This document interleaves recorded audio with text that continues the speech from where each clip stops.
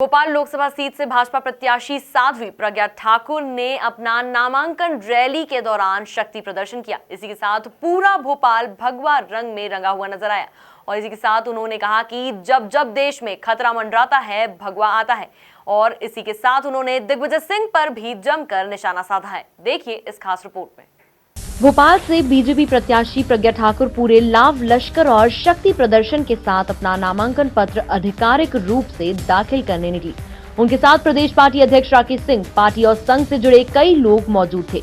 पर्चा भरने से पहले प्रज्ञा ठाकुर ने कहा, मोदी जी को लाना ही देश का विजन है।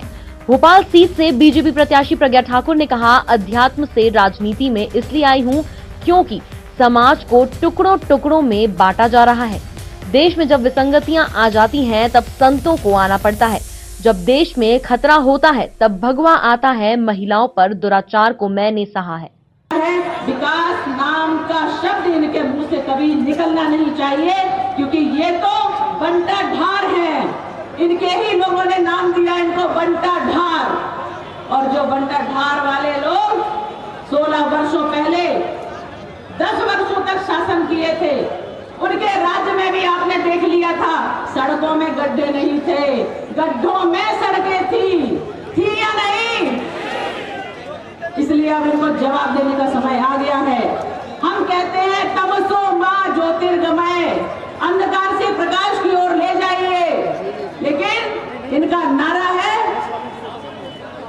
कि ज्योतिर्गमय से तमसो मां, प्रकाश से अंधकार की ओर ले जाइए। इसलिए जैसे ही इनकी सरकार आई, आपको ध्यान होगा, लाइट जाने लगी और लोग कहने लगे लो आ गई कांग्रेस की सरकार।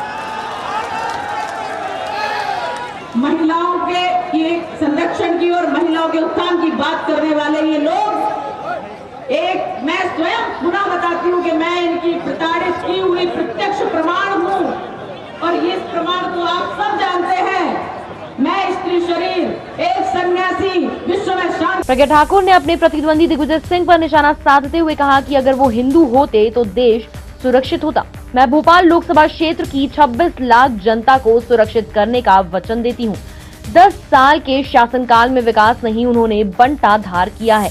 ये लोग प्रकाश से अंधकार की ओर ले जा रहे हैं। प्रज्ञा ने सभा में कहा, मैं महिला उत्पीड़न का प्रत्यक्ष प्रमाण हूँ। मुझे अलग अलग तरह से प्रताड़ित किया गया। अभी 15 वर्षों तक शासन किया, उस सुशासन में जितने भी कार्य किए गए हैं वो आपसे अनभिज्ञ नहीं है। हमने भोपाल बहुत पहले से देखा था।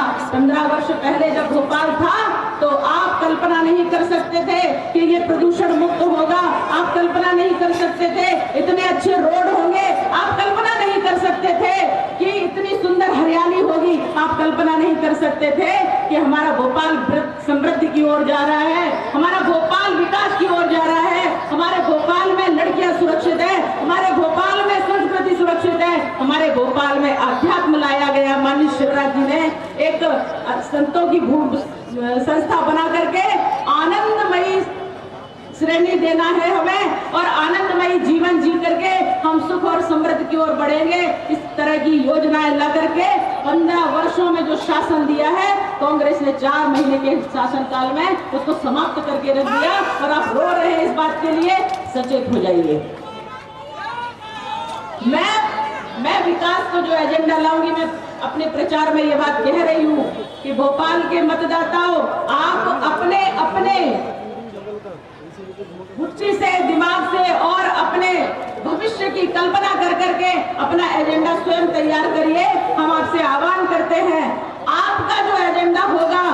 प्रज्ञा की सभा और रोड शो में शामिल होने आए अधिकांश लोग केसरिया रंग के कपड़े पहने थे और नेता भगवा साफा बांधे हुए थे। प्रदेश अध्यक्ष राकेश सिंह ने प्रज्ञा ठाकुर के नामांकन को विजय का शंखनाद बताया। प्रज्ञा जी ने अपना नामांकन दाखिल किया और हम सभी ये मानते हैं कि ये नामांकन नहीं है, ये वास्तव में विजय का शंखनाद है। और आज जिस तरह से कार्यकर्ताओं में, जनता में उत्साह देखा है साध्वी प्रज्ञा जी के लिए, भारतीय जनता पार्टी के लिए, उससे ये स्पष्ट है कि कि भारतीय जनता पार्टी को भोपाल में किसी तरह की कोई चुनौती, ये दुर्भाग्यपूर्ण भी है और हास्यास्पद भी है कि मध्य प्रदेश की ये सरकार, कांग्रेस की सरकार, कमलनाथ जी की सरकार तबादलों में ही इतनी व्यस्त रही है कि मध्य प्रदेश की जनता के हितों की चिंता उनको नहीं। वो ये भी भूल गए कि वो जनता से क्या वायदे करके सत्ता में आए थे।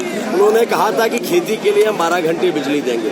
12 घंटे तो दूर की बात है, गांव में जाके देखिए घरेलू बिजली भी बुरी तरीके से कट रही है। और हास्यास्पद इससे ज्यादा क्या होगा कि उनका मंत्री ये कहे कि ये बिजली कटौती भारतीय जनता पार्टी करवा रही है। तो भैया हमारा कहना ये है कि आप त्यागपत्र दीजिए और अगर आप संभाल सकते तो इससे ज्यादा दुर्भाग्यपूर्ण स्थिति दूसरी नहीं हो सकती।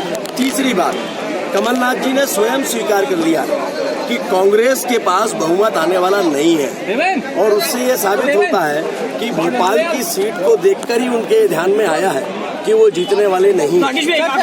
प्रज्ञा की नामांकन रैली में पूर्व मुख्यमंत्री शिवराज सिंह चौहान, प्रदेश प्रभारी विनय सहस्त्रबुद्धे, प्रदेश अध्यक्ष राकेश सिंह, सांसद आलोक संजर, राष्ट्रीय उपाध्यक्ष प्रभात झा सहित हजारों साधु प्रदेश के कई स्थानों से आए थे। रोड शो के चलते पुराने भोपाल में ट्रैफिक जाम हो गया।